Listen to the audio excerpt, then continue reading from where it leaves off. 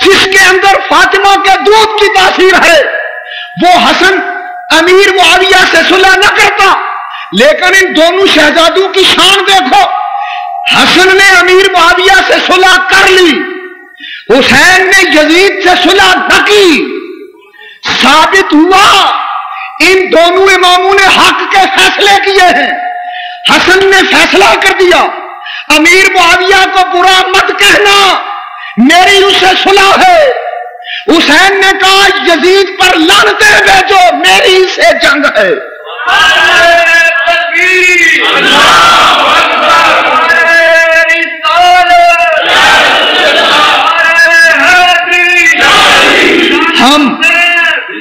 ہم اہل سنت حضرت امیر معاویہ کی قدر اس لیے کرتے ہیں کہ ان کی قدر حضرت امام حسن نے کی ہے، اور ہم اہل سنت یزید کو برا اس لیے کہتے ہیں کہ سیدنا امام حسین نے اس کو قبول نہیں کیا ہے۔ خدا کا شکر ہے امام حسن کے نقش قدم پر چلتے ہیں تو ہم امام حسین کے نقش قدم پر چلتے ہیں تو ہم اللہ رب العزت ہمیں توفیق عطا فرمائے کہ ہم اہل سنت کے عقیدے پر ثابت قدم رہیں۔ حضرات گرامی، بحر نبوت اور بحر فتوت سے دو موتی پیدا ہوئے۔ امام حسن کی ولادت ہوتی ہے، حضور تشریف لاتے ہیں، حسن کو آ کے گودی میں اٹھاتے ہیں، گودی میں اٹھا کے اللہ منہ چومتے ہیں، لبوں پر بوسے دیتے ہیں، لبوں پر بوسے دینے کے بعد اپنی زبان اقدس منہ میں ڈال دی۔ امام حسن نے حضور کی زبان پاک چوس لی، پھر حضور نے دائیں کان میں اذان پڑھی، بائیں کان میں تکبیر پڑھی، پوچھا علی کیا نام سوچا ہے؟ عرض کی حضور آپ کے ہوتے ہمیں کیا ضرورت ہے سوچنے کی؟ حضور نے فرمایا پھر میں اس کا نام حسن رکھتا ہوں۔ عرض کی حضور قبول ہے۔ دوسرے لفظوں میں شبر، لفظ یہ عربی ہے، شبر کے معنی حسن، فرمایا میں اس کا نام حسن رکھتا ہوں۔ جب سیدنا امام حسین تشریف لائے تو حضور پھر اٹھے، فاطمہ کے حجرے میں گئے، حسین کو اٹھایا، ہاتھوں پہ اٹھایا، اٹھا کے حسین کی گردن اور گلے پر بوسا دیا، پھر منہ میں لعاب دہن ڈالا، دائیں کان میں اذان پڑھی، بائیں کان میں تکبیر پڑھی۔ سیدہ فاطمہ پوچھتی ہیں ابا جان ایک راز تو بتاؤ۔ فاطمہ کیا پوچھتی ہو؟ ابا جی جب حسن پیدا ہوا تھا تو آپ نے منہ چوما تھا، لب چومے تھے، جب حسین پیدا ہوا تو آپ نے گلا چوما ہے، اس میں کیا حکمت ہے؟ تو حضور کی آنکھوں سے آنسوں کی جھڑی لگ گئی۔ فرمایا بیٹی میں دیکھ رہا ہوں، میں نے جو کچھ دیکھا ہے میرا فعل اس کے مطابق ہے۔ حسن کے لب چومے ہیں، اس کو زہر دیا جائے گا، اور زہر کا تعلق منہ کے ساتھ ہوتا ہے، منہ کے راستے جاتا ہے، اس لیے اس زہر قبول کرنے والے لبوں کو بوسے دیے ہیں، اور حسین کا گلا چوما ہے، اس لیے کہ کربلا کے میدان میں اس کا گلا کاٹا جائے گا۔ تو میرے دین کی خاطر جو زہر قبول کرے اس کے میں نے لب چومے ہیں، جو خنجر قبول کرے اس کا میں نے گلا چوما ہے۔ اللہ اکبر۔ یہ ہے علم نبوت، یہ نبی کا علم ہے، یہ غیب کا علم ہے جو خدا اپنے نبیوں کو دیتا ہے۔ حضرات توجہ فرمائیں، یہ دونوں حسنین ہیں، حسنین یعنی دو حسن، ایک چھوٹا حسن ایک بڑا حسن۔ ان دونوں نے نبی کی گود میں پرورش پائی، فاطمہ کے دودھ سے پروان چڑھے، علی کے خون سے جوان بنے، تربیت ملی تو نبی کے گھر سے،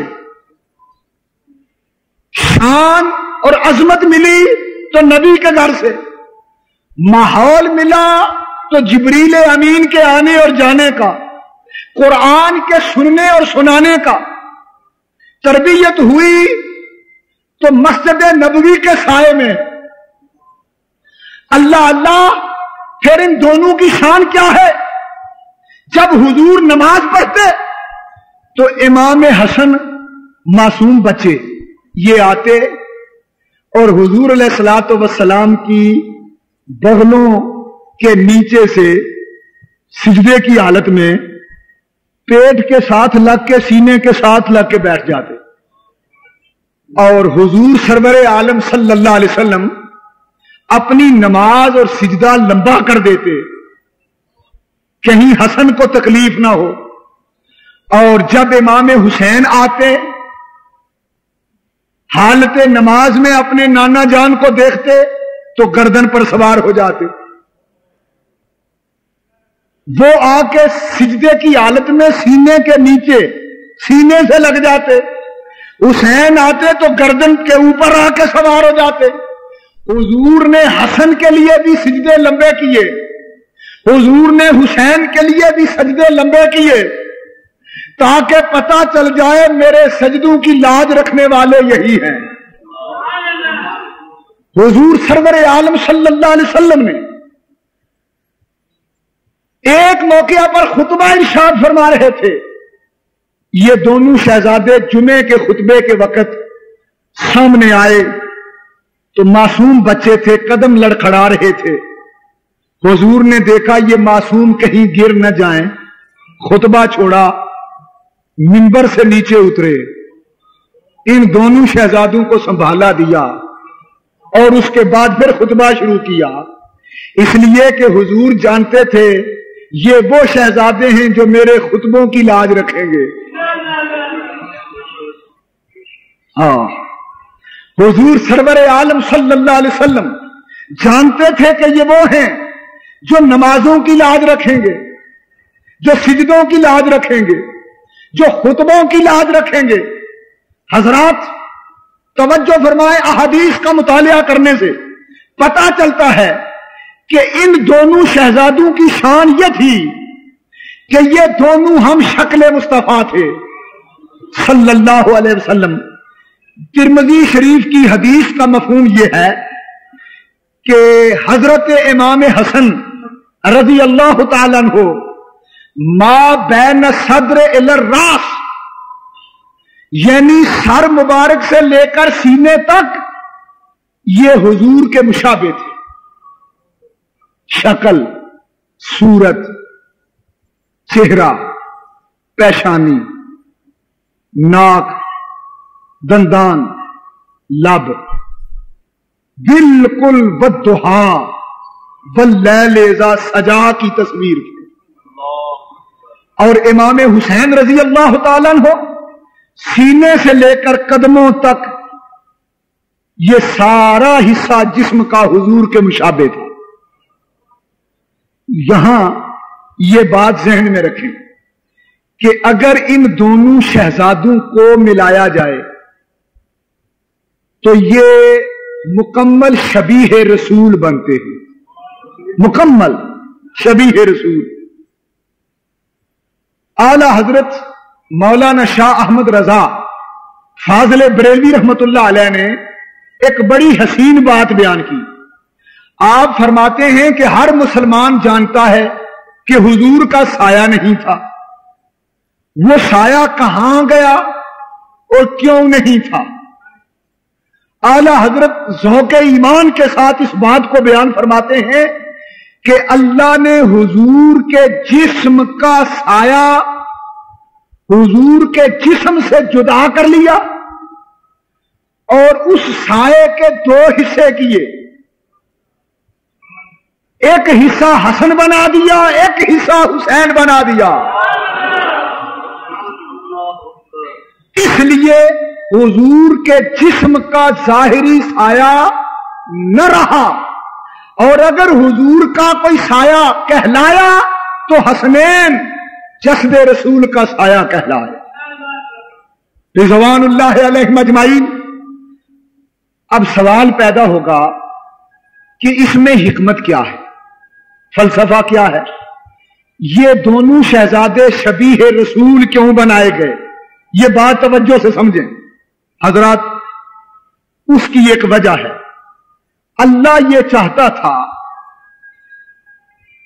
کہ یہ دونوں شہزادے صورت اور سیرت کے اعتبار سے ہم شبیہ رسول بنے، اس لیے اللہ رب العزت کو اگر کوئی دیکھنا چاہے تو وہ جمال مصطفیٰ دیکھ لے، اور اگر کوئی جمال مصطفیٰ دیکھنا چاہے تو جمال حسنین دیکھ لے۔ گویا حضور مظہر ذات خدا تھے اور حسنین طیبین مظہر ذات مصطفیٰ تھے۔ آخر اس کی کیا وجہ ہے؟ سنیے، حضور علیہ السلام کی شان کے مظہر حسن اور حسین، ان کی صورتیں بھی حضور کی شبیہ ہیں، ان کی سیرتیں بھی حضور کے مشابہ ہیں۔ اس کی وجہ علماء بیان فرماتے ہیں، مفسرین اور محدثین بیان فرماتے ہیں کہ فلسفہ شہادت کو بتایا گیا ہے۔ وہ کیسے؟ وہ اس طرح کہ ہمارا ایمان ہے کہ نبی کریم صلی اللہ علیہ وسلم کی ذات تمام صفات کا مجموعہ ہے، تمام کمالات کا مجموعہ ہے۔ خدا کی خدائی میں مخلوق کے لیے جو کمال ممکن ہے وہ حضور کی ذات میں موجود ہے۔ جتنے انبیاء کو کمالات ملے ہیں فردن فردن، تمام انبیاء کے کمالات خدا نے اکٹھے کر کے ذات مصطفیٰ میں رکھ دیے۔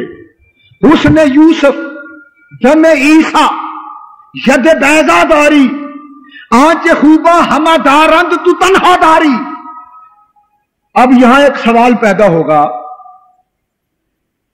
کہ اگر تمام کمالات حضور کی ذات میں موجود ہیں تو کیا وجہ ہے کہ حضور کی ذات میں شہادت کا کمال نظر نہیں آتا؟